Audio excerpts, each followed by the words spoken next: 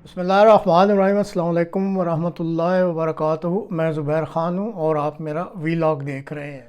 मौलवी फजलुर रहमान साहब अहमदिया खलीफातुल्लाह को भी सुन लो, ये आज के प्रोग्राम का मौजू है।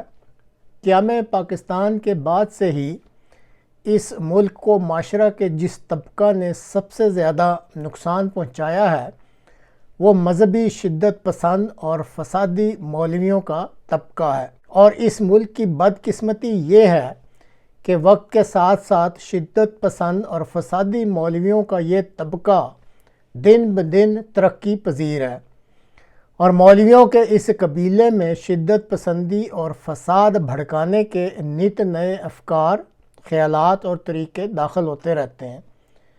काफ़ी अरसे से नाम नहाद ताजदार ख़त्म नबूवत के नाम से और साथ ही TLP के झंडे तले मुल्क में हर जगह मज़हब के नाम पर शिद्दत पसंदी और फसादात बर्पा होते रहे हैं।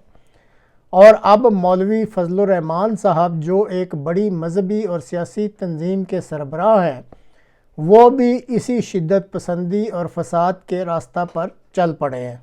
और अब एक अरसा से मौलवी फजलुर रहमान साहब ने अमन पसंद अहमदिया मुस्लिम जमात को अपने निशाने पर रखा हुआ है।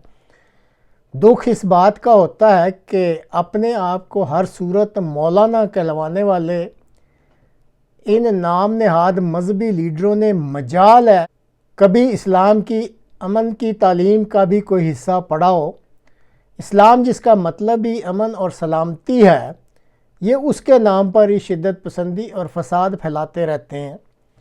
आज के प्रोग्राम में भी मौलवी फजलुर रहमान साहब का एक मुख्तसर सा क्लिप आप देखेंगे कि वो किस शद्दोमत से अमन पसंद अहमदिया मुस्लिम जमात के बारे में शिद्दत पसंदी और फसाद बर्पा करने का इंदिया दे रहे हैं।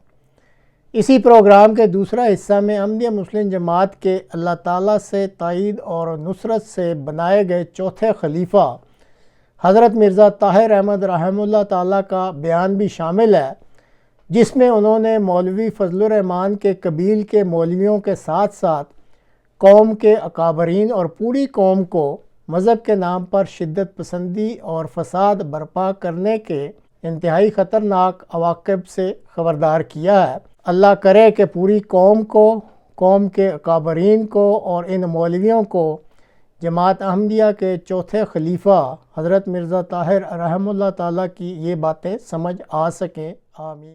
अगर कोई समझता है, चाहे वो जज हो, चाहे वो सियासतदान हो, चाहे वो जर्नैल हो, चाहे वो हुक्मरान हो, कि वो पाकिस्तान में कादियानियों की पुरानी हैसियत को बहाल करेगा और उनको मुसलमान का स्टेटस दोबारा देगा, इंशाअल्लाह हमारी लाशों पर यह हो सकता है, हमारी लाशों के और जिंदा इंसानों के ऊपर ये फैसले नहीं हो सकेंगे। ये तो आम दर्दनाक हालत है जिसको मुल्क पहुंच गया है।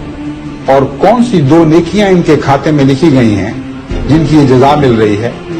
एक वो फैसला जो भुट्टो साहब के दौर में हुआ और जो 90 साल इस्लामी मसले का हल बताया गया और जिसके मुताबिक कहा गया कि रसूलुल्लाह सल्लल्लाहु अलैहि वसल्लम के बाद पूरे 1400 साल में इस्लाम की ऐसी शानदार खिदमत किसी ने नहीं की जैसी भुट्टो साहब ने कर दी है। एक ये बड़ी नेकी हमें इनके खाते में दिखाई देती है जिसके नतीजे में अल्लाह ताला की तरफ से कुछ रद्द-ए-अमल होना चाहिए। दूसरी नेकी जनरल ज़ियाउल हक साहब का वो ऑर्डिनेंस है जिसके नतीजे में एक अहमदी की रोजमर्रा की जिंदगी एक जुर्म में तब्दील कर दी गई है। अगर ये दो बातें अल्लाह की खातिर थी, अगर ये दो बातें इस्लाम के एहया के लिए जरूरी थी, अगर ये दो बातें हजरत मोहम्मद मुस्तफ़ा सल्लल्लाहु अलैहि वसल्लम की नामूस और इज्जत के क़याम के लिए जरूरी थी, तो वो कौन सा खुदा है जो इन दो नेकियों की ऐसी जजा इस कौम को दे रहा है। ऐसे बेवफा खुदा से तो ताल्लुक काट लेना बेहतर। लेकिन खुदा की कसम, खुदा बेवफा नहीं है। ये लोग अंधे और बेवफा हो चुके हैं। इनको ना खुदा के मिजाज से वाकियत है, ना मोहम्मद रसूलुल्लाह के मिजाज से वाकियत है। हर वो बात जो इस्लाम के दुश्मन किया करते थे आज उसे करते और उस पर फख्र महसूस करते हैं। इन बातों की वही सजा मुकद्दर थी जो सजाएं आज इस कौम की जिंदगी का हिस्सा बन चुकी हैं। बदनसीबी ये है कि आज तक इनको पता नहीं कि क्या हो रहा है और इनके दुख से ज्यादा हम महसूस करते हैं। جن کو انہوں نے اپنے مظالم کا نشانہ بنا رکھا ہے.